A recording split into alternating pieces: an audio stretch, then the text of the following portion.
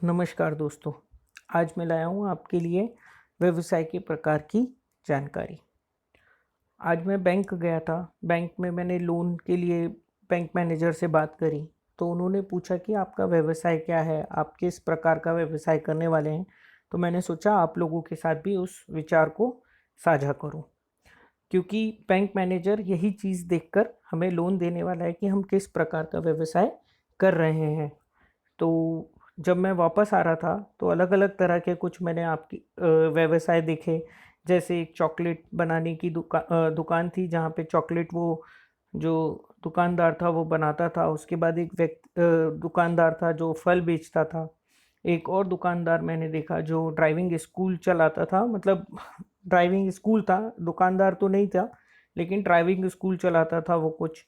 उसके बाद अचार बनाने वाले की दुकान थी जो अचार बनाकर बेचता था अपनी दुकान से ही। उसके बाद एक कपड़े बेचने की दुकान थी जो बाज़ार से कपड़ा खरीद के लाता था और थोड़ा मुनाफा कमाकर उसे बेच देता था। और इसी तरह से मैंने आगे और चला तो मैंने दोपहिया वाहन वाले की दुकान देखी थी जो दोपहिया वाहन जो है मरम्मत करता था, उसे सर्विस करके देता था। इसी तरह से मैं आगे चलता गया और अलग अलग तरह की दुकानें मिली। तो कुछ इस प्रकार की दुकानें थी मेरे पास, जैसे खान पान वाले की दुकान थी, टायर बेचने वाले की थी। उसके बाद फिर होम डिलीवरी सेवा देने वालों की थी, आभूषण बनाने वाले की थी जो ज्वेलर्स कहलाता है, कृषि के उपकरण जो बेचते थे उनकी दुकान भी थी। उसके बाद इवेंट मैनेजमेंट कंपनी वालों का था, दूध डेयरी थी, किताबें थी, किताब बेचने वाले की दुकान थी, और वरिष्ठ नागरिक केंद्र था जहाँ पे वरिष्ठ नागरिकों को कुछ न कुछ सेवा दी जाती है।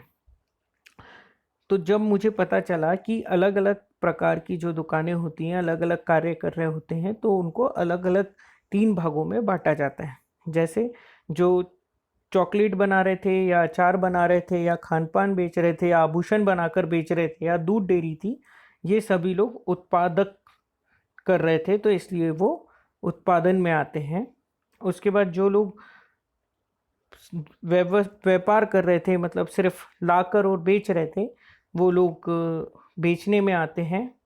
और आखिरी में सेवा देने वाले होते हैं जो कि सेवा दे रहे थे। तो जो ड्राइविंग स्कूल जो ड्राइविंग कराना सिखा रहे थे या फिर दोपहिया वाहन करके दे रहे थे या फिर जो होम डिलीवरी सेवा कर रहे थे, ये लोग किसी भी प्रकार से चीज़ों को बदल नहीं रहे थे। मतलब जो कच्चा माल था और जो पक्का माल था उससे कोई भी छेड़छाड़ नहीं थी, सिर्फ उसको ठीक करके देने का काम करते हैं।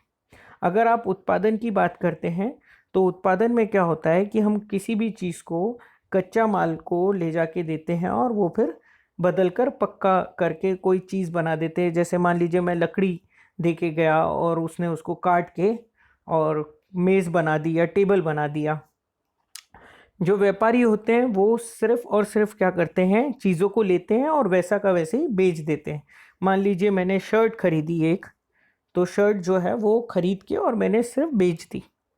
और सेवा करने वाला जो रहता है, जैसे जो किसी चीज़ को, जैसे मान लीजिए मेरी शर्ट कहीं से फट गई है तो उसको सिलकर दे देगा। तो इस तरह से अलग अलग काम रहता है उनका। उत्पादन करने वाला चीज़ों को बदल देता है, जो व्यापारी है वो वैसा जो बदली हुई चीज़ है उसको वैसा का वैसे ही वो बेच देता है। और सेवा करने वाला कुछ उसमें कुछ मरम्मत करनी है, कुछ ठीक ठाक करना है, कुछ सीखना है, पर उसका मूल जो स्वरूप रहता है वो वैसा का वैसा ही रहता है। अब आते हैं इनके लक्षणों की जानकारी लेते हैं कि किस तरह से हम लक्षण जो होते हैं इसके, उसके बारे में अगर जानकारी लेते हैं तो अगर आप इसके बारे में देखेंगे तो लक्षण कुछ इस प्रकार से हैं जो हम देख रहे हैं, वो कुछ इस तरह से हैं कि अगर आप कोई प्लास्टिक की बाल्टी खरीदते हैं के लिए, अगर आप कोई फैक्ट्री डालते हैं प्लास्टिक की बाल्टी बनाने के लिए, तो उसमें पूंजी जो है वो बहुत ज़्यादा लगने वाली है। अगर आप कपड़े की दुकान खोलेंगे तो मध्यम लगेगी। अगर आप इवेंट कंपनी खोलते हैं या कोई सेवा का काम करते हैं तो उसमें और कम लगेगी। उसी तरह से व्यापार क्षेत्र की अगर आप जानकारी देखेंगे तो प्लास्टिक की बाल्टी अगर आप मैन्युफैक्चरिंग में जाना चाहते हैं तो बहुत बड़ा होगा, विशाल होगा। अगर आप कोई कपड़े की दुकान खोलेंगे तो जितना प्लास्टिक की बाल्टी की मैन्युफैक्चरिंग की दुकान आप खोलेंगे उससे तो कम ही लगेगा। और अगर आप इवेंट मैनेजमेंट कंपनी जो कर खोलते हैं तो उसमें और छोटा लगता है। योग्य स्थान अगर आप देखते हैं तो औद्योगिक क्षेत्र में अगर आप खोलते हैं तो उसमें बहुत कम लगेगा। अगर आप जो कपड़ा की दुकान खोलते हैं तो उसमें शायद कोई स्थानीय बाजार में आप अपनी दुकान खोल सकते हैं। और इवेंट मैनेजमेंट कंपनी के लिए आप घर से भी काम कर सकते हैं या फिर एक छोटा ऑफिस बना सकते हैं, वहाँ से भी आप उसको काम कर सकते हैं। लेकिन इवेंट मैनेजमेंट कंपनी अगर आप खोलते हैं तो जितना आपको जगह शायद प्लास्टिक की बाल्टी के लिए जो औद्योगिक क्षेत्र बनाने में लगेगा, उससे बहुत कम जगहों में आप अपनी इवेंट मैनेजमेंट कंपनी खोल सकते हैं। कर्मचारी की संख्या की अगर बात करते हैं तो अगर आप प्लास्टिक की बाल्टी की अगर आप जो प्लास्टिक की बाल्टी बेचने के लिए अगर आप कोई एक उद्योग स्थापित करते हैं तो उसमें बहुत ज़्यादा लोग लगेंगे।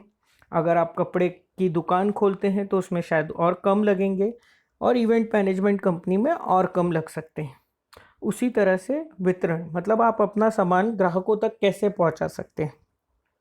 अगर प्लास्टिक की जो बाल्टी बना रहा है तो वो थोक बाजार में उसको बेच सकता है या खुदरा व्यवसाय विक्रेता के पास उसे बेच देगा। जो कपड़े की दुकान है वो भी खुदरा व्यापारी के पास दे सकता है या खुद बेच सकता है या सेल्समैन को रख सकता है। और अगर आप इवेंट मैनेजमेंट की बात करते हैं तो वो सीधे जो ग्राहक है उन तक डायरेक्ट दे सकते हैं, उनको बीच के स्रोतों की ज़रूरत नहीं पड़ेगी। अगर आप जटिलता की बात करते हैं तो जो वित्तीय प्रबंधन की बात करेंगे तो बहुत ज़्यादा पैसा चाहिए किसमें, जब आप प्लास्टिक की बाल्टी की अगर मैन्युफैक्चरिंग करना चाहते हैं या फिर आप कह सकते हैं कि आप खुद का कोई उद्योग डालना चाहते हैं, तब आपको बहुत ज़्यादा पैसा चाहिए। लेकिन अगर आप कपड़े की दुकान खोलेंगे तो शायद उससे कम चाहिए। और इवेंट मैनेजमेंट की अगर आप कंपनी खोलना चाहते हैं तो सबसे कम चाहिए होगा। अगर आप अपना नया व्यवसाय शुरू करना चाहते हैं तो मैं आपको यही आग्रह करूंगा कि आप सेवा से शुरू करें।